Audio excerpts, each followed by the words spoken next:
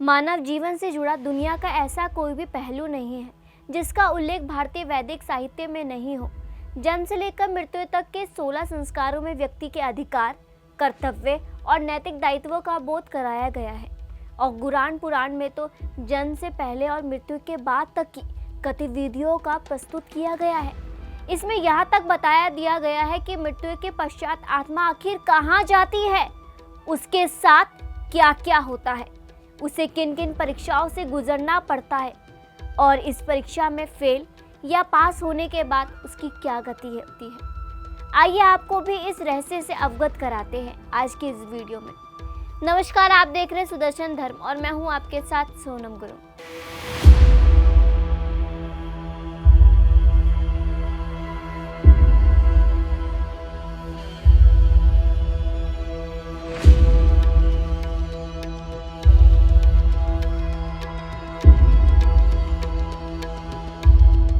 गरुड़ पुराण में यह स्पष्ट लिखा है कि मृत्यु के बाद आत्मा का सफर कैसा होता है। पुराण में उल्लेख है कि जब मृत्यु निकट आती है तो मनुष्य की सभी इंद्रियां शिथिल हो जाती है, वह चाहकर भी कुछ बोल नहीं पाते। प्राण निकलते ही आत्मा के एक दिव्य स्वरूप में परिवर्तित हो जाती है। उसे सारा जगत ब्रह्म स्वरूप लगने लगता है। इंद्रियां शिथिलित होने की वजह से उसके मुंह से झाग जैसा निकलने लगता है। अलग अलग कर्म करने वाले व्यक्तियों के प्राण अलग अलग इंद्रियों से निकलते हैं। इसी के हिसाब से उनके पाप और पुण्य का निर्धारण होता है। आपको बता दें कि कुरान पुराण में उल्लेख है कि मृत्यु के समय काल के दूत पश्चात धारण किए हुए प्राणी के पास पहुंचते हैं। उनका स्वरूप इतना भयानक व क्रोध युक्त होता है कि भय के कारण पापी मलमूत्र तक कर देते हैं। मृत्यु के समय प्राणी की आत्मा आ स्वर बोलते हुए शरीर से निकलती है। आत्मा कार अंगूठे के बराबर रहता है। यमदूत पाप आत्माओं के गले में पाश बांधकर उसे यमलोक ले जाते हैं। गरुड़ पुराण के अनुसार यमदूत यमलोक ले जाते समय रास्ते में पाप आत्माओं को भयभीत करते हैं, नरक की यातनाओं के बारे में बताते हैं। ऐसी बातें सुनकर पाप आत्मा रुदन करने लगती है। इसके उपरांत पाप आत्मा को कुत्ते द्वारा काटा जाता है। इस समय दुखी पाप आत्मा अपने पाप कर्मों को याद करते करते रोते हैं और आगे बढ़ते हैं। इसके बाद उसे आग की लपटों से गुजरना पड़ता है। पाप आत्मा के भूख प्यास से व्याकुल होने पर यमदूत उसकी पीठ पर चाबुक मारते हुए उसे आगे धकेलते हैं। पाप आत्मा कई बार गिरकर अचेत हो जाती है, परंतु यमदूत निरंतर पाप आत्मा को यातनाएं देते हुए अंधकारमय मार्ग से यमलोक की ओर ले जाती है। गरुड़ पुराण में उल्लेख है कि भूलोक से यमलोक की दूरी 99,000 योजन यानी करीब 15,84,000 किलोमीटर है। पाप आत्मा के यमलोक पहुंचने तक तथा यमदूतों की यातना सहने के बाद यमराज उसके लिए सजा निर्धारित करते हैं। यमराज की आज्ञा के अनुसार बुरी आत्माओं को आकाश से ही गिराकर वापस उसके नगर या गांव के समीप छोड़ दिया जाता है। घर लौटकर पाप आत्मा छटपटाते हुए पुनः मृत शरीर में प्रवेश करने की चेष्टा करती है, लेकिन उसका प्रवेश करना वहां पर संभव नहीं हो पाता। वह भूख प्यास से व्याकुल होकर छटपटाता है और रुदन करता रहता है। परिजनों द्वारा अंत समय में किए हुए पिंडदान से भी पाप आत्मा की तृप्ति नहीं होती है और भूख प्यास तड़पते हुए वह फिर से यमलोक लौटती है। अब हम आपको पुण्य आत्मा के बारे में बताते हैं। पुण्य आत्मा वो होती है जिनके लिए लोकचार की आवश्यक नहीं पड़ती है। वो डायरेक्ट जो होते हैं वो सीधा स्वर्ग में जाती है, लेकिन पाप आत्माओं को काफ़ी कष्ट भोगना पड़ता है।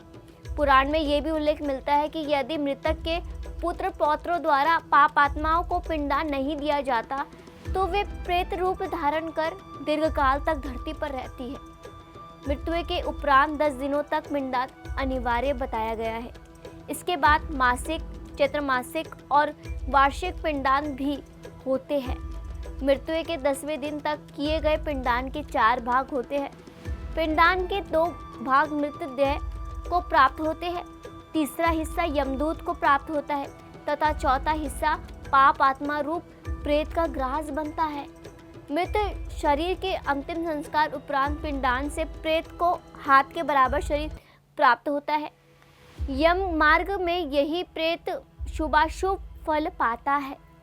गरुड़ पुराण में यह भी उल्लेख मिलता है कि प्रेत को पहले दिन के पिंडदान में सिर, दूसरे दिन गर्दन व कंधे, तीसरे दिन के पिंडदान से हृदय, चौथे दिन के पिंडदान से पीठ, पांचवें दिन के पिंडदान से नाभि, छठे व सातवें दिन के पिंडदान से कमर व नीचे का भाग, आठवें दिन के पिंडदान से पैर, नवें दिन के पिंडदान से प्रेत का शरीर प्राप्त होता है और 10वें दिन के पिंडदान से उस शरीर को चलने की शक्ति प्राप्त होती है तथा प्रेत की भूख प्यास उत्पन्न होती है। पिंड शरीर धारण कर भूख प्यास से व्याकुल प्रेत रूप में 11वें व 12वें दिन तक भोजन करता है। 13वां दिन यमदूत प्रेत को बंदर की तरह पकड़ लेते हैं। इसके बाद वे प्रेत भूख प्यास से तड़पता हुआ अकेला यमलोक जाता है। वैतरणी नदी से यमलोक के 86,000 योजन के सफर पर प्रेत प्रतिदिन 200 योजन चलता हुआ 43वें दिन यमलोक पहुंचता है। यम मार्ग के 16 पुरियों को पार करके प्रेत यमलोक पहुंचता है। पाप आत्माएं यम पाश में बंदी होने के कारण मार्ग में हाहाकार करते हुए रोती बिलखती हुई यमलोक पहुंचकर अपने कर्म अनुसार फल भोगती है। अब आपके मन में ये सवाल जरूर आता होगा कि आखिर ये पाप आत्माओं को नरक क्यों जाना पड़ता है और इन्हें पाप आत्माओं क्यों कहा जाता है। चलिए आपको ये भी बताते हैं। पुजारी को मारना, किसी को नशे की हालत में छोड़कर चले जाना, किसी पवित्र संकल्प और वादों को तोड़ना, भ्रूण की हत्या करना या फिर भ्रूण को नष्ट करना, किसी को सताना, निर्दोष व्यक्ति व पशु पक्षी की हत्या, पंचदेवों का अनादर करना, माता पिता पत्नी को कष्ट देना आदि को गरुड़ पुराण में बहुत बड़ा पाप माना जाता है। अगर कोई इंसान ऐसा करता है तो निश्चित तौर पर उसे नरक में सजा पाने के लिए तैयार रहना चाहिए। आपको ये भी बता दें कि किसी महिला की हत्या करना, महिला को प्रताड़ित करना, मूर्ख दर्शक की तरह आंखों के सामने किसी की इज्जत लूटते देखते रहना या फिर किसी गर्भवती महिला को मारना या पीटना आदि भी आदमी को नरकगामी बनाते हैं। किसी के विश्वास को धोखा देना और किसी की हत्या करने के लिए हथियार के रूप में जहर का इस्तेमाल करना भी घोर पाप है और इसका रास्ता भी सीधे नरक की ओर जाता है। पाप आत्माओं को नरक में अलग अलग यातनाएं दी जाती है। कई वर्षों तक वे वहां ऐसी पड़ी रहती है और तड़पती रहती है। उम्मीद है कि आपको हमारी आज की वीडियो काफ़ी पसंद आई होगी और आज की वीडियो से आप समझ चुके होंगे कि इंसान को किस तरीके का जीवन अपने जीवन में जीना चाहिए और आपके कर्मों से ही ये डिपेंड करता है कि आप नरक जाएंगे या स्वर्ग जाएंगे। तो आप सोच लीजिए, अभी भी समय है। चलिए इसी के साथ मैं आपसे विदा लेती हूँ और मिलती हूँ अगली वीडियो में। जय हिंद और आप सभी को जय श्री राम।